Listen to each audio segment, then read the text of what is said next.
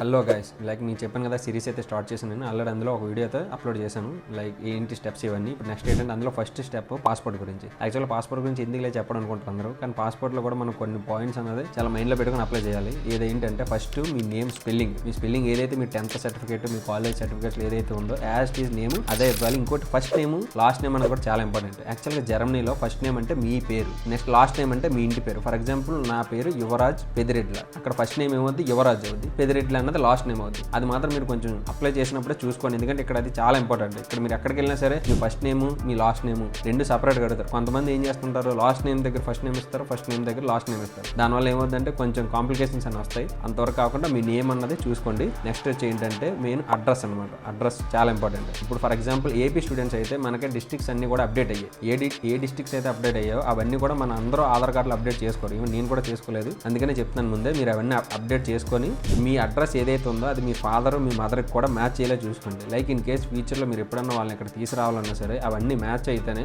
మీరు వాళ్ళని తీసుకురావడానికి ఈజీగా ఉంటుంది. మెయిన్ ఏంటంటే ఫస్ట్ మీ నేమ్, నెక్స్ట్ మీ అడ్రస్, నెక్స్ట్ మీ పేరెంట్స్ లైక్ మీ మదర్ కానీ మీ ఫాదర్ కానీ వాళ్ళ నేమ్స్ వాళ్ళ స్పెల్లింగ్స్. ఇంకోటి మన హౌస్ నెంబర్ కూడా. చాలా మంది ఆధార్ కార్డులో హౌస్ నెంబర్స్ అన్నీ ఉండవు, కానీ లైక్ అప్డేట్ చేసుకోండి. హౌస్ నెంబర్ ఖచ్చితంగా ప్రతి హౌస్కి ఒక నెంబర్ అయితే ఉంటుంది, అది అప్డేట్ చేసుకోండి. చాలా మంది ఆధార్ కార్డులో 00 అని ఉంటుంది, అదే కంటిన్యూ చేస్తారు పాస్పోర్ట్లో. అది కూడా కరెక్ట్ కాదు. అంటే ఇందుకు ఫ్యూచర్లో మీకు ఇబ్బంది ఉండకుండా ఈ 3 పాయింట్స్ మాత్రం మైండ్లో పెట్టుకొని పాస్పోర్ట్ మాత్రం మీరు అప్లై చేసుకోవచ్చు. ఓన్గా వెబ్సైట్కి వెళ్తే మీకు అర్థమైపోద్ది. అట్లీస్ట్ మనకు కొంచెం ఐడియా ఉంటే అప్లై చేసుకోవచ్చు. సో పాస్పోర్ట్ అయితే అప్లై చేసుకోండి. ఇవన్నీ మాత్రం మైండ్లో పెట్టు. ఇంకోటి ఏంటంటే పాస్పోర్ట్ అనేది కొంచెం ఎర్లీగా అప్లై చేసుకోండి, ఎందుకంటే మీరు ప్రాసెస్ స్టార్ట్ చేద్దాం అనుకుంటారు అండ్ దాని పాస్పోర్ట్ కావాలంటే మళ్ళీ అక్కడ మీకు 15-20 డేస్ అన్నది టైం పడుతుంది. అందుకని ముందే అప్లై చేసుకుంటే మీకు తర్వాత ప్రాసెస్ స్టార్ట్ చేసినప్పుడు ఈజీగా ఉంటుంది. Thanks for following.